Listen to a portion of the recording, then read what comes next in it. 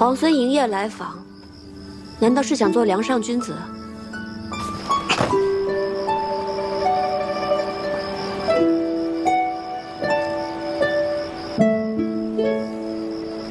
你到底是来做什么？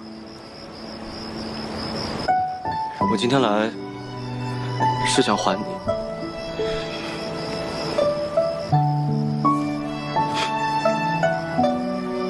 还我什么？我来是想向你解释，白天是我误会了，我以为护腕是你送的，言语间多有冒犯，还请见谅。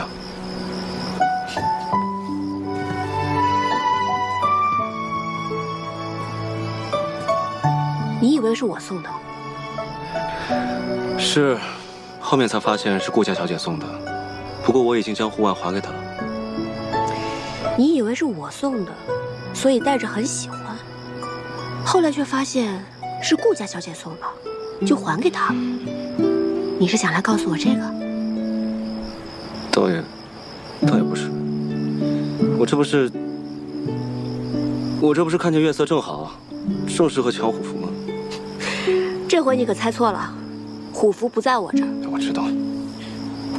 你既然知道，还来这干嘛？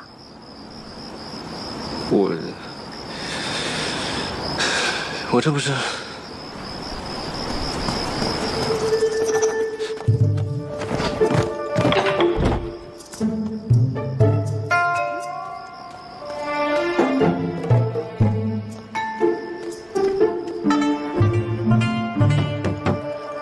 小伟，你睡了吗？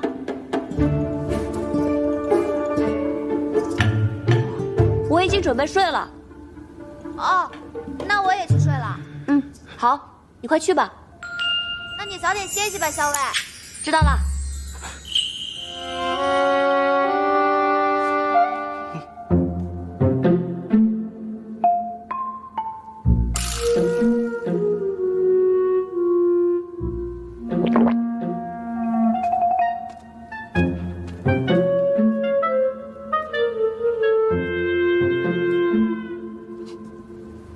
你捂着眼睛干嘛？脸这么红啊！太热了这儿。基业露重风寒，皇孙居然觉得太热了。你刚才为什么要帮我遮掩？深夜擅闯女子卧房，皇孙不嫌瓜田李下，我还嫌。我跟你说个正事，今日你用50车粮草换取建州，明显不公。我知道你们崔家在荆州埋伏着人手，我父王被孙敬扣在荆州，我想借你们人手一用，救出我父王。皇孙真是毫不客气呢。我要是偏偏不答应呢？你要是不答应，那我就……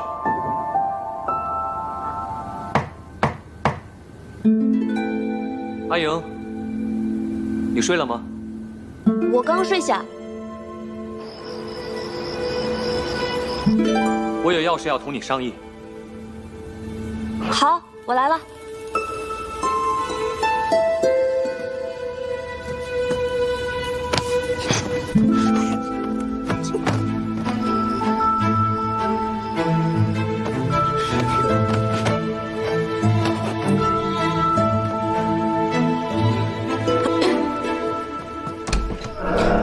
公子。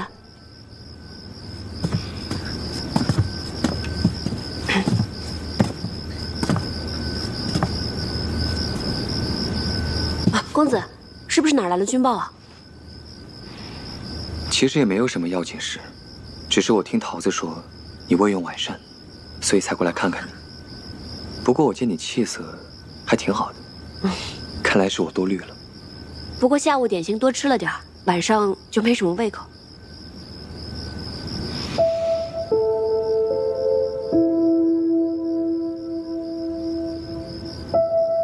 那你早点睡吧。公子也早点安歇。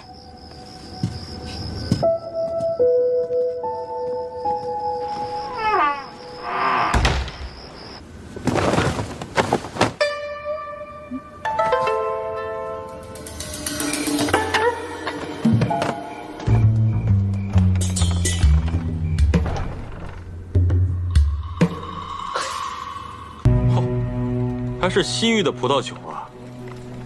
石七郎，你说这个福原二，那真的就是老谋深算。这招离间计用的是光明正大，我们连反驳的余地都没有。唉，这福原二，此等大将，有勇有谋，却只对孙敬忠心耿耿，真可惜。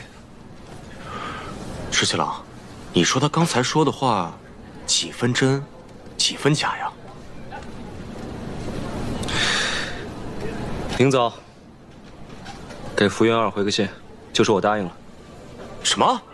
你答应他要去打崔家军？代替我，给崔家军也回个信。你又要干嘛？这不趁着还没有大打出手之前，把该占的便宜连本带利都抢回来。国公，你不能！我是郑国公，你都给我滚开，狗奴才！国公，我要见福原二。国公，好你个福原二，目中无人，悖逆狂妄！我回洛阳已然半月，你竟一直称病不见，你什么意思你？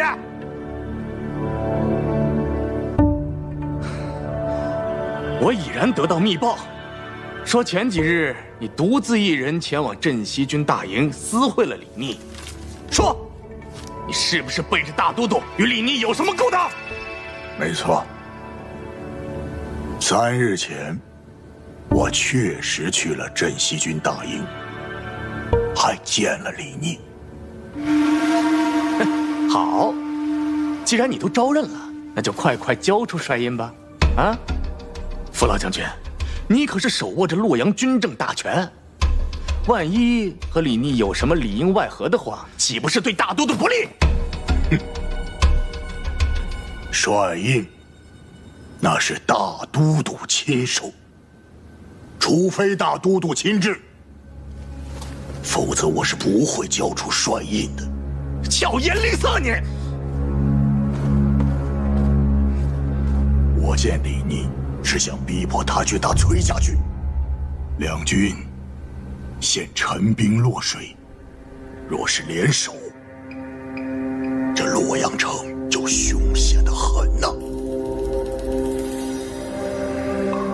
最好的法子就是让李逆去击溃崔家军。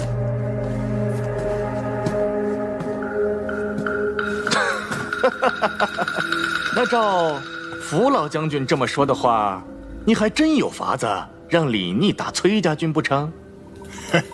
巧了，这李逆刚派人送了信来，说今日魏氏将出击崔家军，郑国公可有幸随老夫一同上城楼，去瞧瞧热闹？福公一见，成军一诺，今日魏氏出击崔家军。你还是在后方略阵吧，哪有主帅当先锋的呀？我若不亲自上场，福原二怎么会信？再说了，咱们得让崔家军瞧瞧咱们镇西军的实力。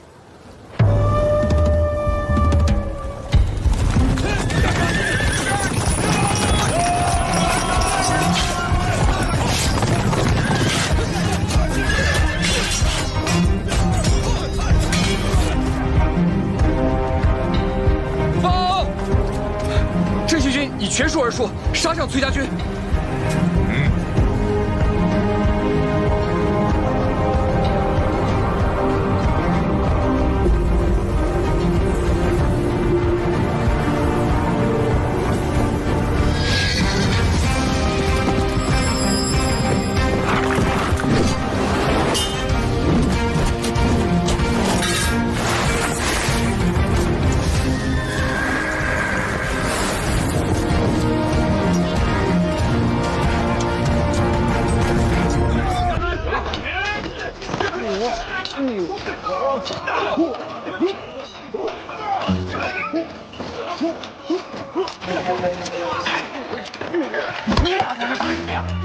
之前不是说假打吗？打谁不一样？屁话！你打自己人吧，打崔家军呢？打他们啊！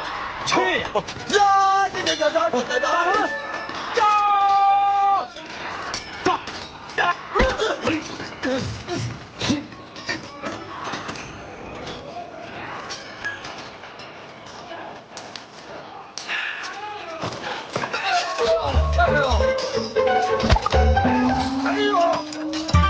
往哪抬啊你啊！竟敢踩你爷爷的手！哟，你不是死了吗？诈尸呢？原来你们镇西军都是这种欺软怕硬、只会诈尸的鼠辈。臭小子，看爷爷今天怎么收拾你！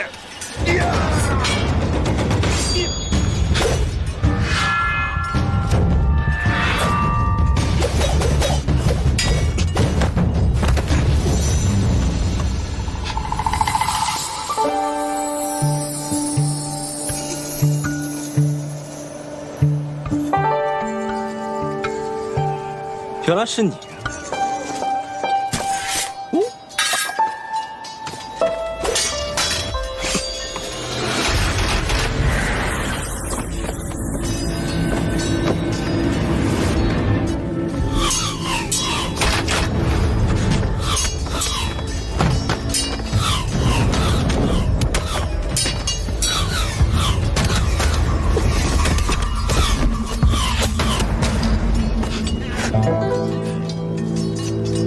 我可又救了你一次了。好，那我就还你一次。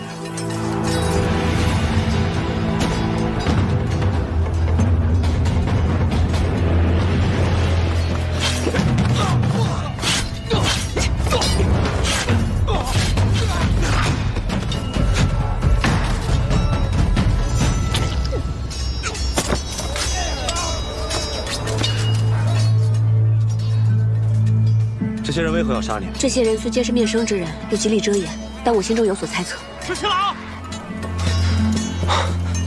没事吧？受伤了？姓崔的，不是说好了假打吗？怎么回事？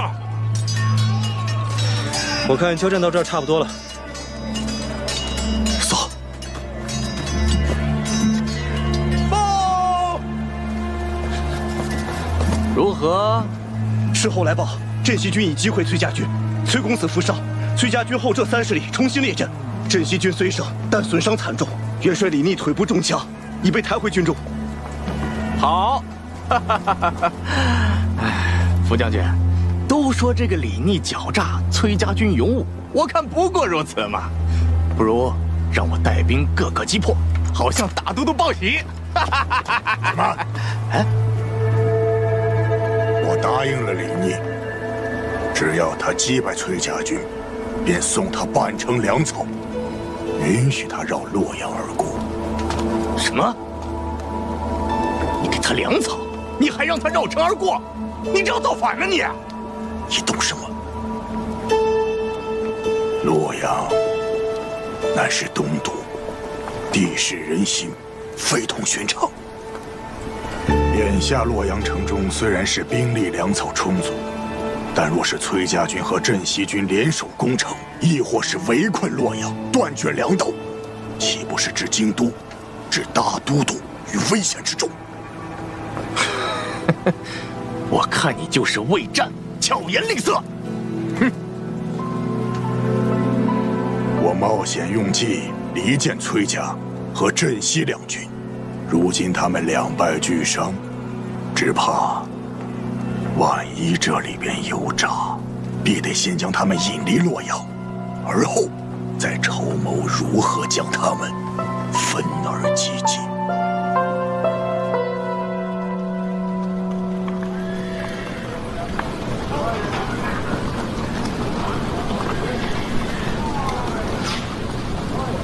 疼吧？不疼，就是蹭到了。阿莹，你怎么受伤了？公子，没事儿，我没受伤。没有伤到就好。公子，崔家军的人，有人想杀我。不对，刚才我戴着面具，他们以为我是你。是有人想杀你。那你觉得是何人所为？崔家军中的人能一直这样不遗余力地针对你我，还能有谁呢？看来这个崔丽隐忍多年，终究是忍不住了。公子放心，我会有办法，让他掀不起风浪来。石七郎。哟，石七郎，今儿叫我来不喝酒了，改喝茶了？以茶代酒，钱饮几杯。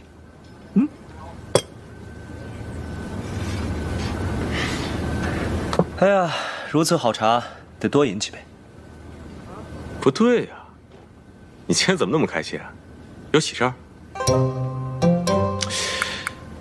哎呀，你算是说到点子上了。我那个朋友呢，原来他喜欢的姑娘，不是人家小妾。哎呀，石七郎，你的朋友还没把这件事情放下呢。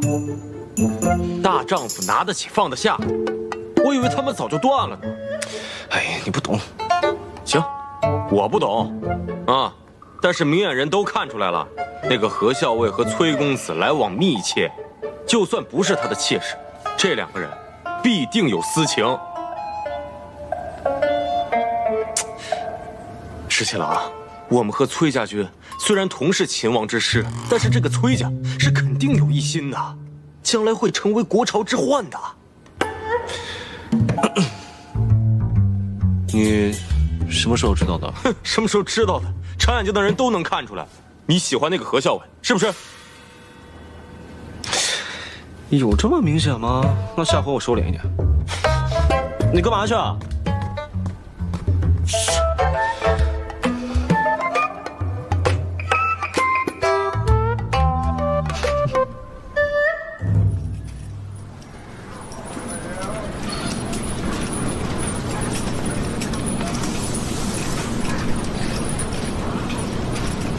小伟，吃饭啦！吃饭啦！桃子，帮我把最毒的毒药拿来，沾唇即死的那种。你要毒药做什么？去拿来就是了。哦，行，我这个去。毒药。哎呀，最毒的毒药。怎么，何校尉知道我来了，想杀我灭口啊？皇孙受了伤，不在营中休养，到我这来做什么？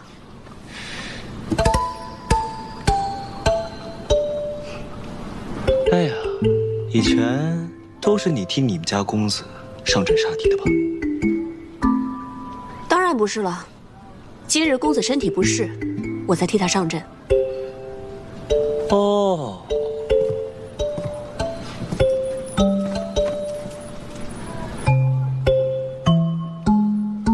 我都已经知道了。知道什么？我知道了你的身份。知道我什么身份？我知道你的身份其实是……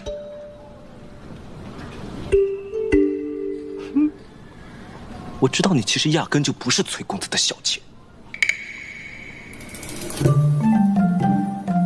我就不是，那又如何？哼，你这个满口谎言的小骗子！啊，跟你商量个事啊，如果我抓到郑国公，洛阳就归我，如何？那不行，即便你能抓到郑国公，除非你们镇西军不需要我们崔家军相助就能攻下洛阳，否则洛阳不能归你。小伟，毒药拿来了，咱们是要去给镇西军下毒。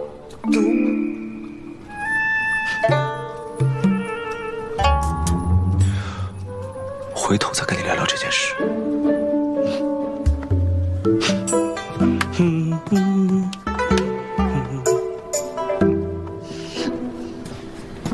小伟，这李皇孙怎么来了？他跟你说什么了？怎么还有以后再说？你以前有什么事情都不瞒着我，现在都不告诉我了。这毒药还用吗？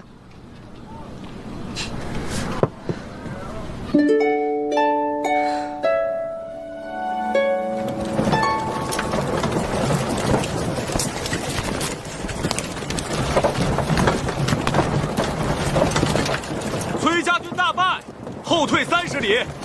昨日一战，不负福公所望。这仗打得漂亮，不愧是你阿爷的好儿子。福公过誉了。昨日一战，皇孙受伤，今日不能前来，特意叮嘱我，谢过福公的粮草。福某说话算话，答应给他的粮草，就一定会给他的。那就谢过福公了。传告李逆，让他好自为之吧。是。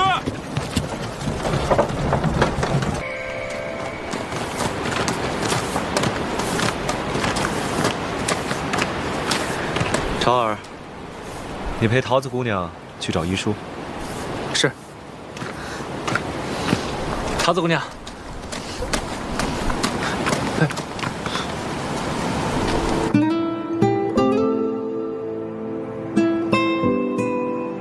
东都之壮阔，唯登高可见。俯视洛阳川，茫茫走胡兵。流血屠野草，豺狼尽灌婴。皇孙借太白的诗，是在暗讽何人？我只是忽生感慨，穷极壮丽的东都，如今一卷入战火，虽无明日，不知何时能现。皇孙自起兵以来，便知道，这烽火连天，白骨万千，只有以战止战，方才可天下太平。我只希望能够早日收回这半壁河山，还天下百姓一个安宁。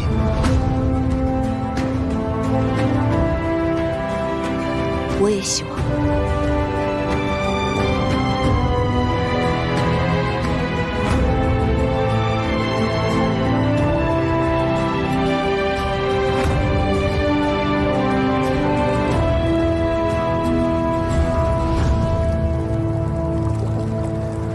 那日你跟我说，想借我崔家军在京中的人，帮你救出梁王，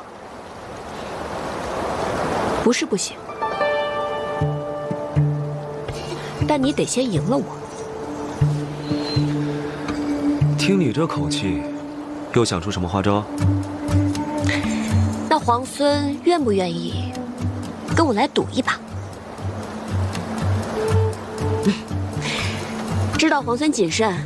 那赌注就由我来说吧。如果我赢了，你要让我借刀望州；如果你赢了，那我崔家军便帮你救出梁王。听上去倒是挺公平的，怎么赌？怎么赌？其实很简单，你闭上眼睛，我从1数到10，在数到10之前。 如果你忍不住睁开了眼睛，那你便输了。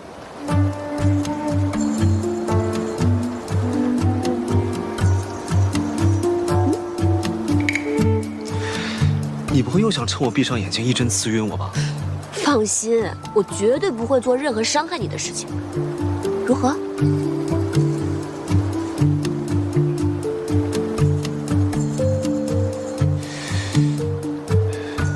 赌。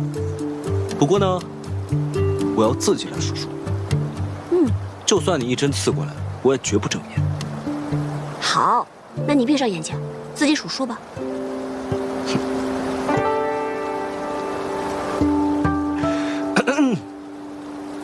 1，2，3，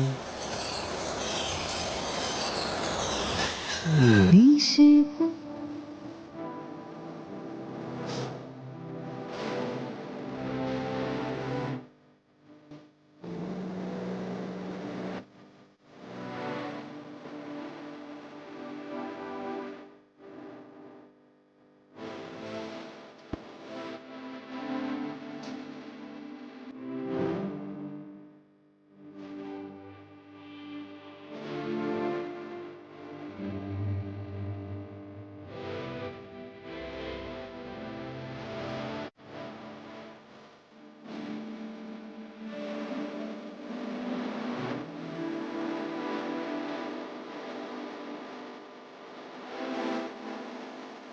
你输了。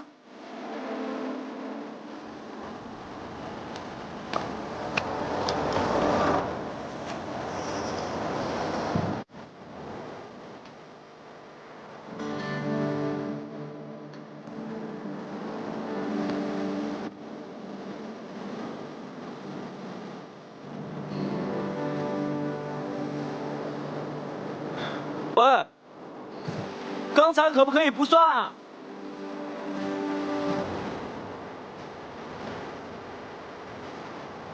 刚才可不可以不算？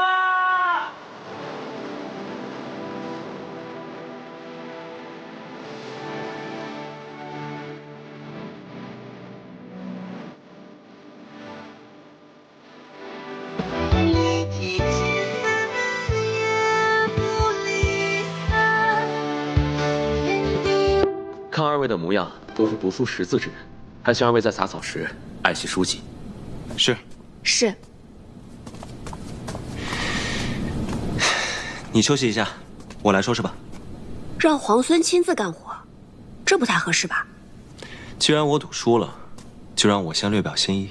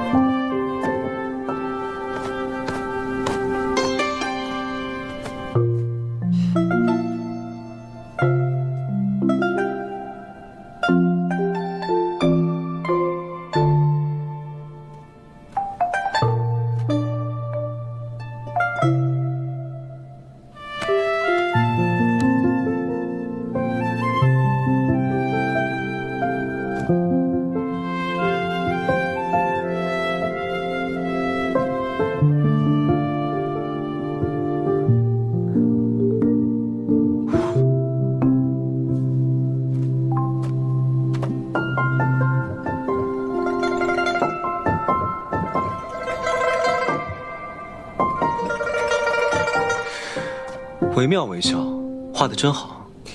此画命名为《皇孙劳作图》，你觉得如何？题名更好。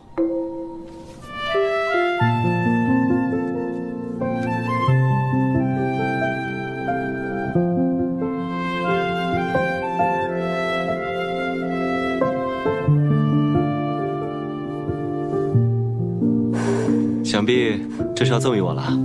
哎，这是我画的，为何要赠给你啊？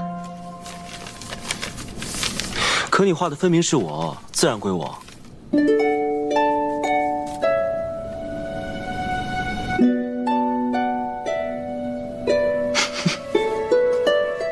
你笑什么？没什么。你在笑我什么呀？没什么，不能说。你快说，你在笑我什么？要是我说了，你不许生气啊。你先说来听听啊。你呢，将我放在你胸口，日日夜夜这么带着，思念时还可以拿出来看一看，我自然高兴，我一高兴就笑了。油嘴滑舌。哎呀，多谢强赠。你这个人，真是无孔不入。好了，我们说正事吧。既然你赢了赌约，那我依约让你借刀望州。只是，你如何才能答应我救出我父亲？那你不妨考虑一下，帮我攻下洛阳。好说。皇孙就这么有把握，已经可以攻下洛阳了？首先呢，你我联手陈兵洛阳城下，就已经有了5分胜算。郑国攻被擒，7分胜算。福原二虽然悍勇，但他并不明朝中的政局，更不知那些世家的打算。9分胜算，这都已经有了9分胜算了。这个洛阳城，不尽在掌握之中吗？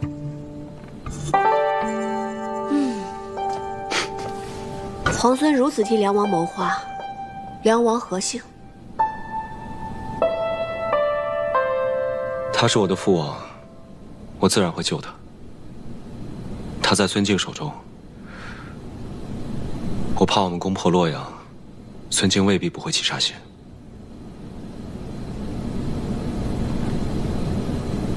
那不如置之死地而后生。置之死地而后生。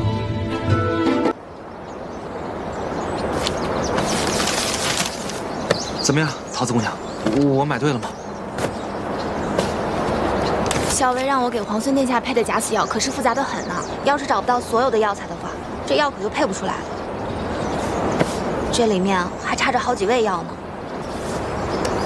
可是集市上的药材铺子，我都已经跑遍了，你要的那几味药材，实在是买不到。那要不然，我陪你上山采药材吧。那我前些时日呢，配制了一副毒药，只要人沾到身上啊，就会奇痒无比。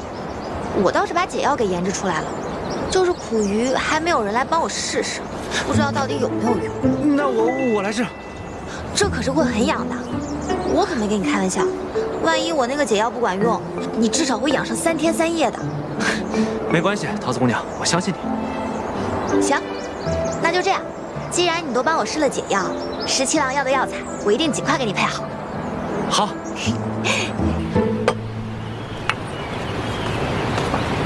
知道你爱吃甜的，来尝尝这糖彩酥。这是在哪家铺子买的呀？这不是买的，顾小姐刚送过来的。哦，是她特意给你做的？当然不是了，阿元、老鲍他们都有。我想起来你爱吃，才特意拿过来给你。尝一口。放这吧，我一会儿再吃。行吧。对了，跟京都的人都联络妥了，现在万事俱备，只欠东风。药在桃子那里，还没配好。我知道，我让长耳天天跟着他，看能帮上什么忙。你让谢长耳给桃子帮忙，我看别是添乱才好。添乱也好啊，省得他总在你旁边，我都怕他拿毒针刺我。好好的，他干嘛拿毒针刺你啊？因为呀，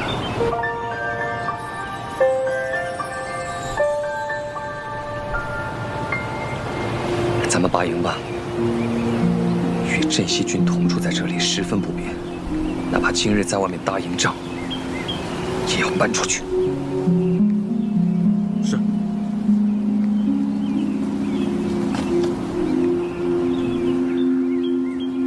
哦，我突然想起来了，我们家公子啊最爱吃这个点心了，我现在就给公子送去。哎，我特意给你拿的点心，你怎么送别人呢？那不也是别人送给你，你才拿来给我的呀？哎，哎，哎，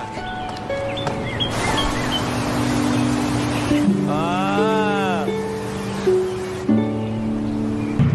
石七郎，崔家军拔营了。什么？拔营？对。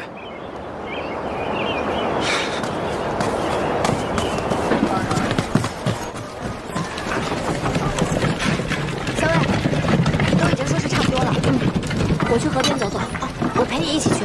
不用了，你先忙吧。好。里面东西都收快一点。是。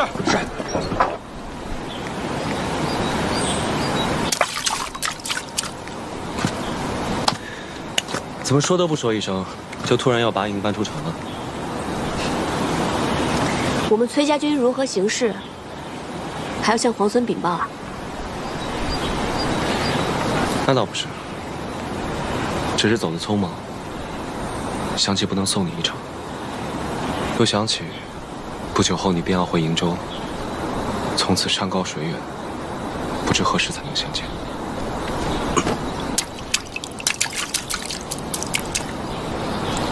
那我答应你，等我回瀛州之前，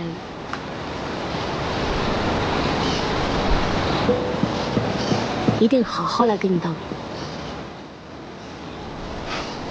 你说的。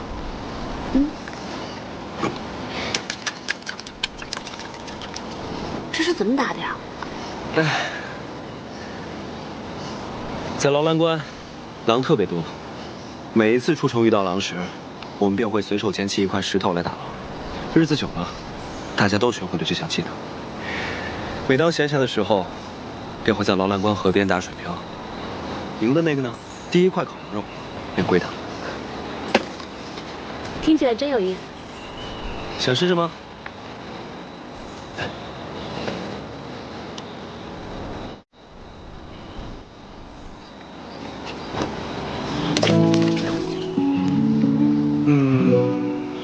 不够远，我教你。我教你。拿着。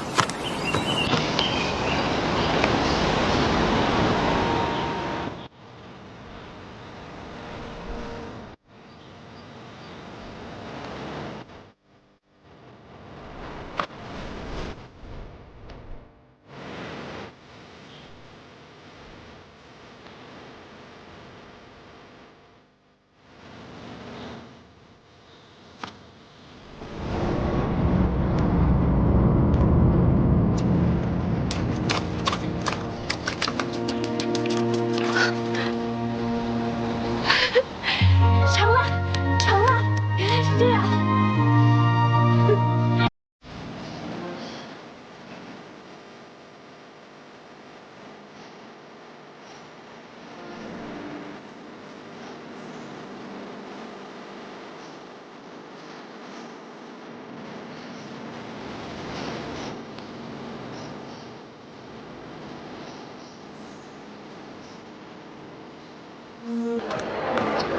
桃子姑娘，这个是谢七郎给何校尉的。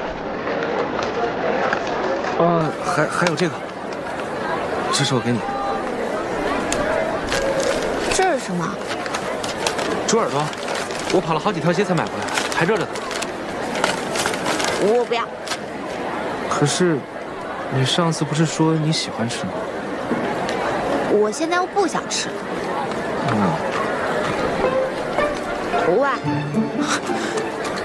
怎么了？我这几日和校尉住到城外去了，你感觉身上有没有什么不舒服啊？哦，没有没有，你给我的药挺好的，我就养了2天就好。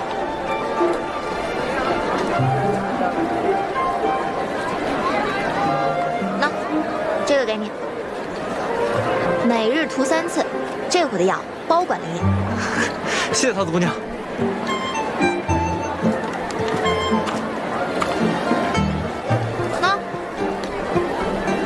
什么呀？猪耳朵呀，本姑娘忽然又想吃了。给。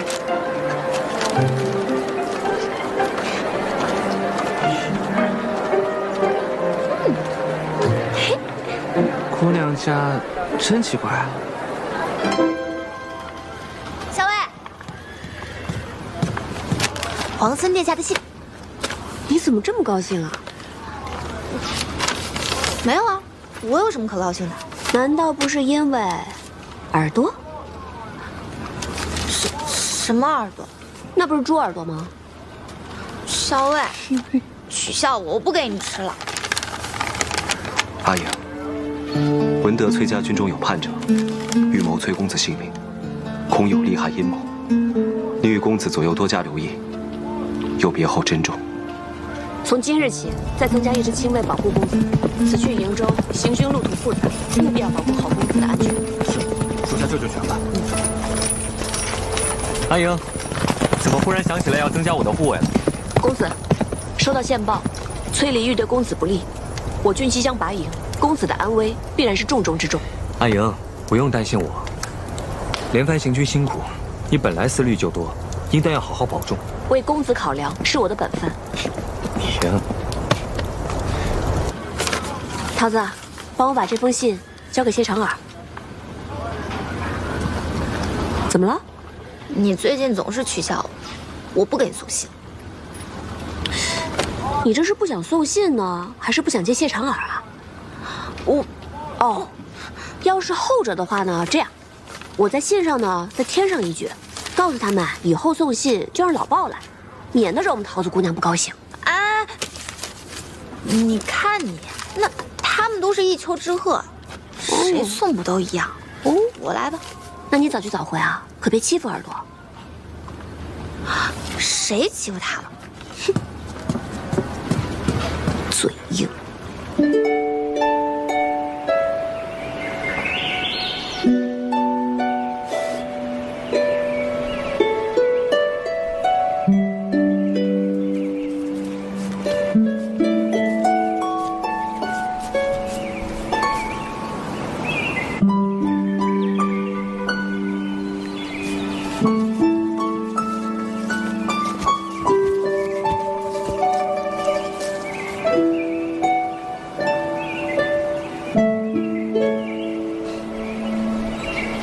皇孙，这是睡着了？我少爷要再不来，我怕我要睡到晚上才行。沐天席地，17郎真是到哪儿都能自在逍遥啊！自是因为此刻清风为善，草木为香呢。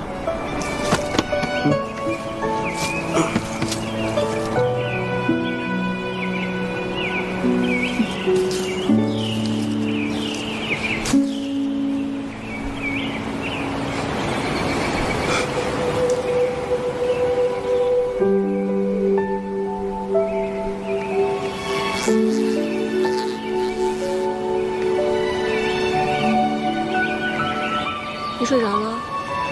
睡着了。你为什么要提醒我？崔离会对我们家公子不利啊？因为我提醒了你，你就定然会回心来劝。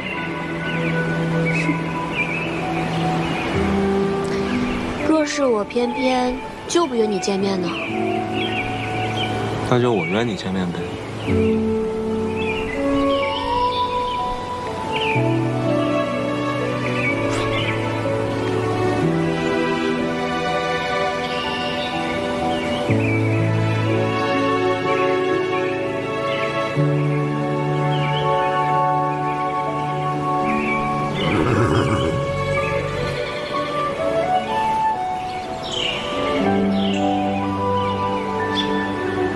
回瀛州了，答应过你，要和你好好告别。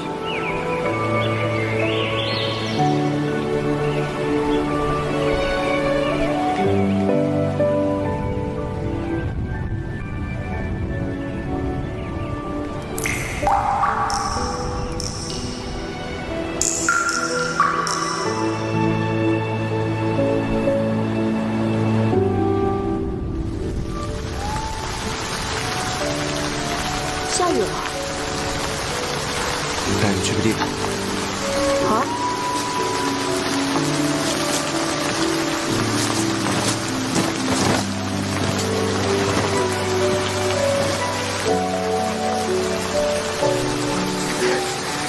没想到皇孙还准备了这么一间屋子。那是自然。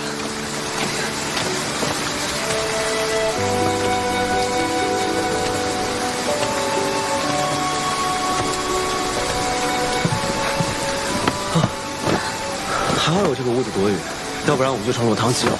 皇孙落汤鸡的样子，我又不是没见过。巧了，姑娘落汤鸡的样子，我也见过几次呢。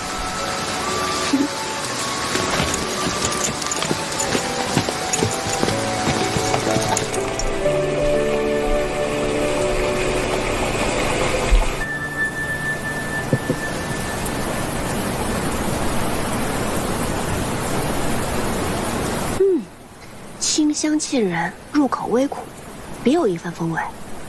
这是竹叶茶吗？没错。民间呢，常以竹叶为煎，代做茶饮。皇孙的身份如此贵重，却对乡间生活了若指掌。人生在世呢，身份什么的最不值得一提。贵为天子又如何？还不是一碗饭，悠茶。我倒觉得在这里当个田舍翁，活得更痛快些。但你有没有想过，若是天子无道，田舍翁们流离失所，就连粗茶淡饭也成了奢望，还谈何痛快呢？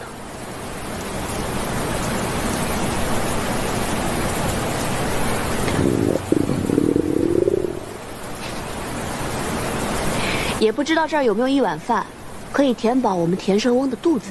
都准备好了。这是好。哦，这不行。我厨艺不精，如果你不嫌弃的话，我给你弄2勺。17郎亲自下厨，我岂敢嫌弃啊？不过，我好像什么都不太会。哦，生火我应该行。好，就这么定了。我来看看啊。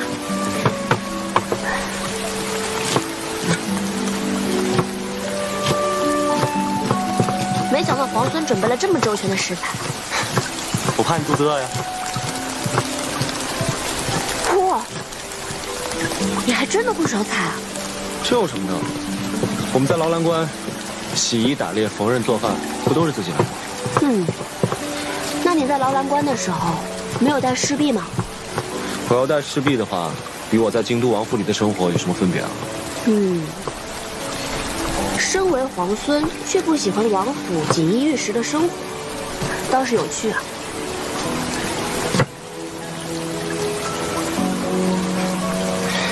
我呢，是鄂月出生的鄂子，从小先帝和父王就不喜欢我，这样的锦衣玉食，不要也罢。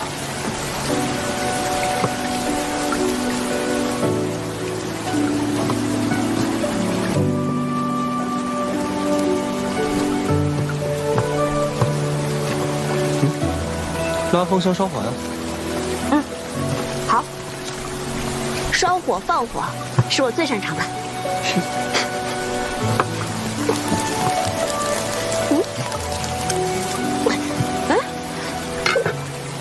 拉香烧火呢，也要讲究技巧的，要慢慢的这样推进去，再慢慢拉出来，慢慢推进去拉出来。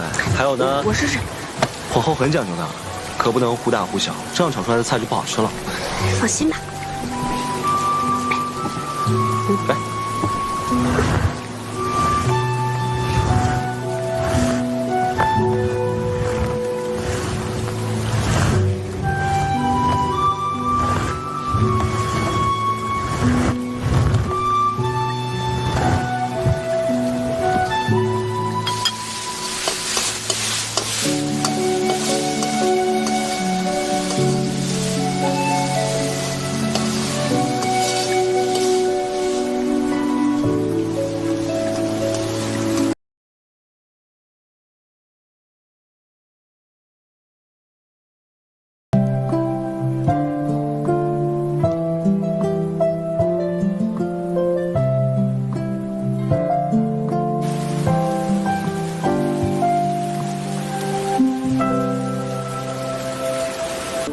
离开平凉后，就再也没有这样一个下午可以如此安逸。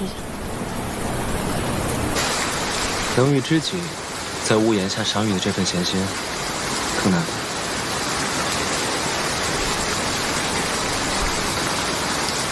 前几日，我还做梦回到劳兰关，打了一头特别肥的黄羊，正烤着呢，梦就醒了。我很好奇，劳兰关真的有那么好吗？值得你如此念兹在兹？行无辙迹，居无仕路，岂不快意？日后，我邀你同我一起去劳兰关，你可愿意？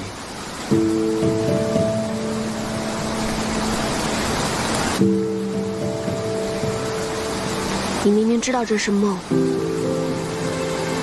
树欲静而风不止。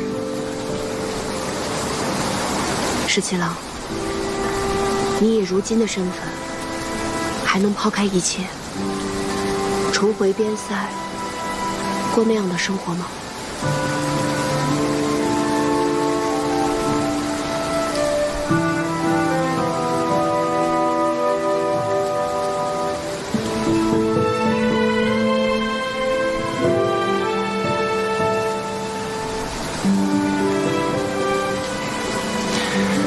难得有一场好雨，将你我困在这里。雨停之后，又该各奔东西了。我们说些别的吧。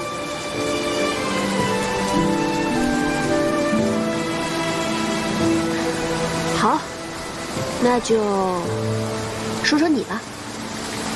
你小的时候是不是特别顽皮呀？何止顽皮，简直顽劣。我父王打我的藤条都不知道断了多少根呢。看来梁王殿下这番苦心管教，这收效却是甚微啊。我倒不怕挨打，我就怕念叨。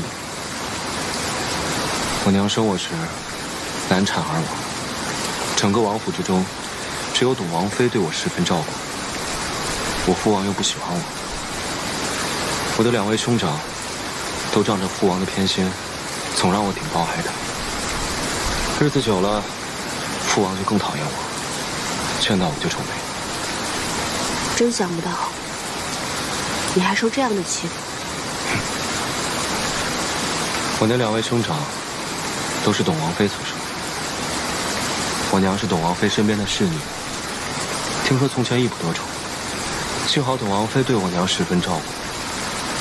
我阿娘过世之后，又是董王妃抚育我，为着王妃，我也就万事不与兄长计较。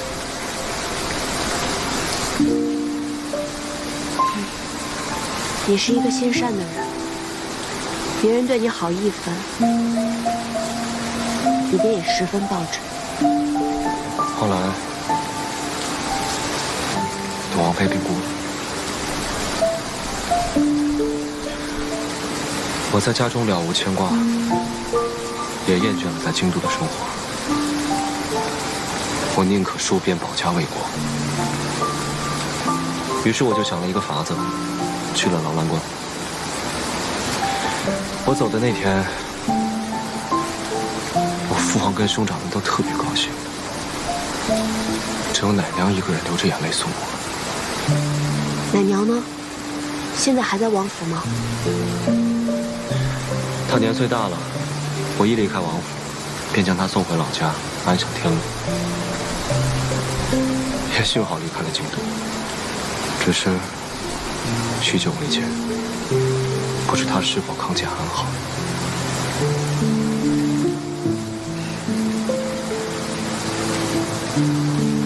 还能有记挂着的人，就不会觉得孤独。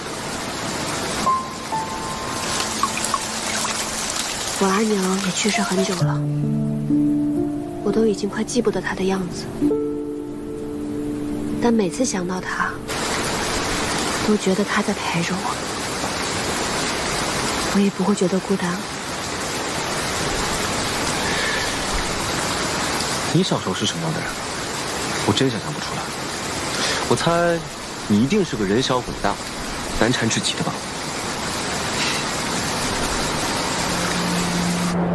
我从小是被当成男孩子养大的，读书练武和其他的男孩没有差别。男孩子学什么，我就要比他们学得更好。都是你爹娘逼你的？不，是我自愿的。我是女儿身，志向与男儿无异，本就该付出更多努力。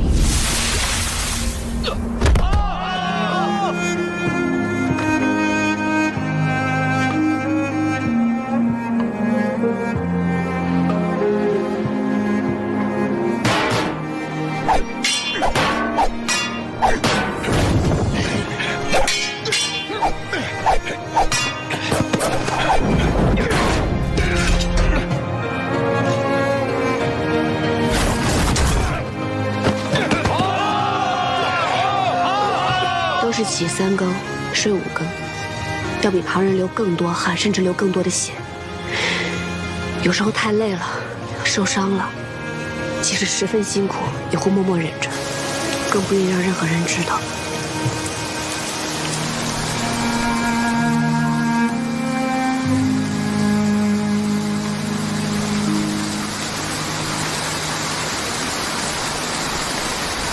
在想什么？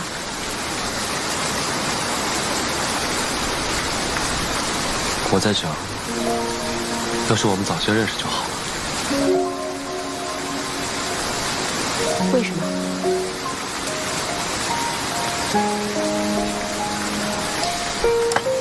这样我们就能一起练武，一起读书，一起打仗，闲来无事还能像这样聊聊天。